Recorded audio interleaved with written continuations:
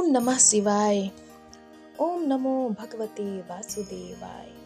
जय श्री कृष्ण भक्तगण। आज श्रीमद् भगवत गीता के 12वें अध्याय का महात्म्य हम आपको बताने जा रहे हैं। श्री महादेव जी कहते हैं, पार्वती, दक्षिण दिशा में कोल्हापुर नामक एक नगर है जो सब प्रकार के सुखों का आधार, सिद्ध महात्माओं का निवास स्थान तथा सिद्धि प्राप्ति का क्षेत्र है। वह पराशक्ति भगवती लक्ष्मी की प्रधान पीठ है। संपूर्ण देवता उसका सेवन करते हैं। वह पुराण प्रसिद्ध तीर्थ भोग और मोक्ष प्रदान करने वाला है। वहाँ करोड़ों तीर्थ और शिवलिंग है। रुद्र गया भी वहाँ है। वह विशाल नगर लोगों में बहुत विख्यात है। एक दिन कोई युवक पुरुष नगर में आया। वह कहीं का राजकुमार था। उसके शरीर का रंग गोरा, नेत्र सुंदर, ग्रीवा शंख के समान, कंधे मोटे, छाती चौड़ी तथा भुजाएं बड़ी बड़ी थीं। नगर में प्रवेश करके सब ओर महलों की शोभा निहारता हुआ वह देवेश्वरी महालक्ष्मी के दर्शनार्थ उत्कंठित हो मणिकंठ तीर्थ में गया और वहां स्नान करके उसने पितरों का तर्पण किया। फिर महामाया महालक्ष्मी जी को प्रणाम करके भक्ति पूर्वक स्तवन करना आरंभ किया। राजकुमार बोला, जिसके हृदय में असीम दया भरी हुई है, जो समस्त कामनाओं को देती तथा अपने कटाक्ष मात्र से सारे जगत की रचना, पालन और संहार करती है, उस जगन माता महालक्ष्मी की जय हो। जिस शक्ति के सहारे उसी के आदेश के अनुसार परमेष्ठी ब्रह्मा सृष्टि रचते हैं, भगवान अच्युत जगत का पालन करते हैं तथा भगवान रुद्र अखिल विश्व का संहार करते हैं, उस सृष्टि पालन और संहार की शक्ति से संपन्न भगवती पराशक्ति का मैं भजन करता हूँ। कमले, योगी जन तुम्हारे चरण कमलों का चिंतन करते रहते हैं। कमलालये, तुम अपनी स्वाभाविक सत्ता से ही हमारे समस्त इंद्रिय गोचर विषयों को जानती हो। तुम ही कल्पनाओं के समूह को तथा उसका संकल्प करने वाले मन को उत्पन्न करती हो।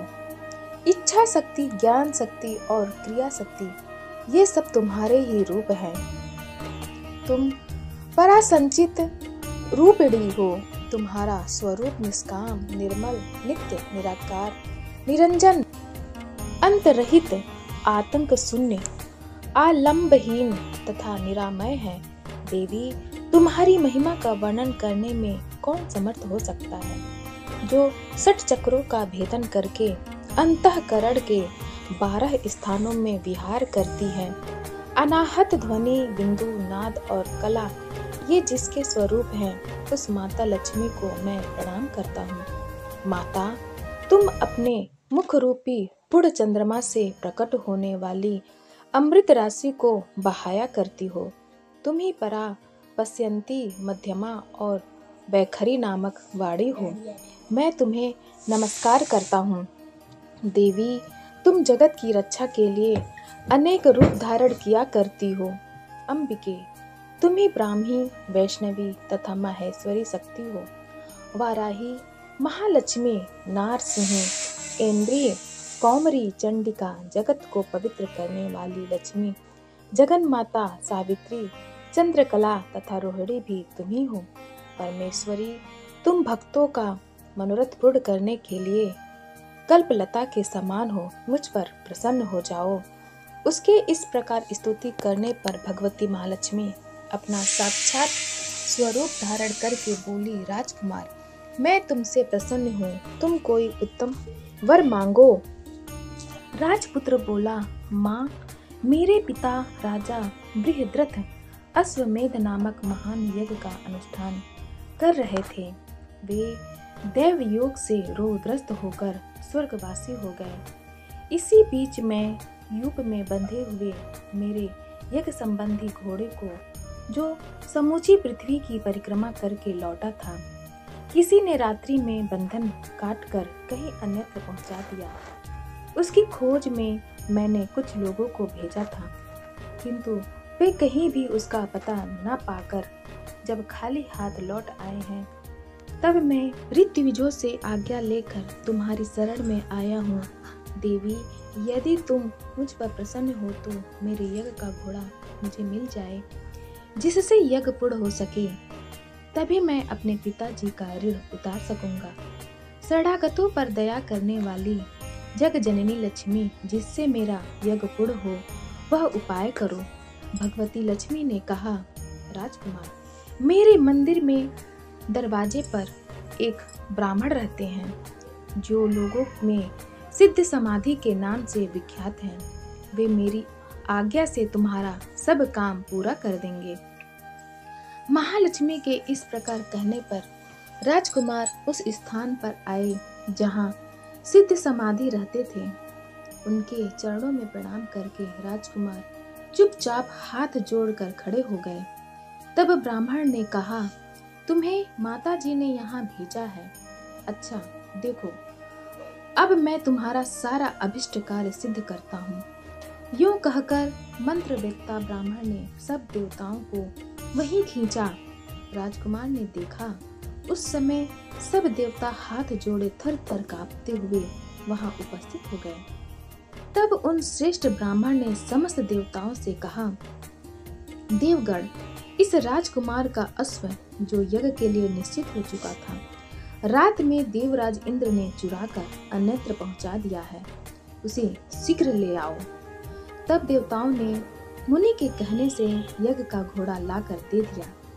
इसके बाद उन्होंने उन्हें जाने की आज्ञा दी। देवताओं का आकर्षण देखकर तथा खोए हुए अश्व को पाकर राजकुमार ने मुनि के चरणों में प्रणाम करके कहा, महर्षि, आपका यह सामर्थ्य आश्चर्यजनक है। आप ही ऐसा कार्य कर सकते हैं, दूसरा कोई नहीं। ब्राह्मण, मेरी प्रार्थना सुनिए। मेरे पिता राजा बृहद्रथ अश्वमेध यज्ञ का अनुष्ठान आरंभ करके देव योग से मृत्यु को प्राप्त हो गए हैं।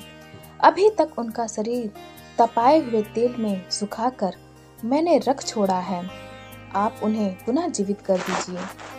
यह सुनकर महामुनि ब्राह्मण ने किंचित मुस्कुराकर कहा, चलो, वहाँ यज्ञ मंडप में तुम्हारे पिता मौजूद हैं, चलें। तब सिद्ध समाधि ने राजकुमार के साथ वहां जाकर जल अभिमंत्रित किया और उसे 100 के मस्तक पर रखा। उसके रखते ही राजा सचेत होकर उठ बैठे। फिर उन्होंने ब्राह्मण को देखकर पूछा, धर्म स्वरूप आप कौन हैं? तब राजकुमार ने महाराज से पहले का सारा हाल का सुनाया। राजा ने अपने को पुनः जीवन दान देने वाले ब्राह्मण को नमस्कार करके पूछा, ब्राह्मण, किस पुण्य से आपको यह अलौकिक शक्ति प्राप्त हुई है?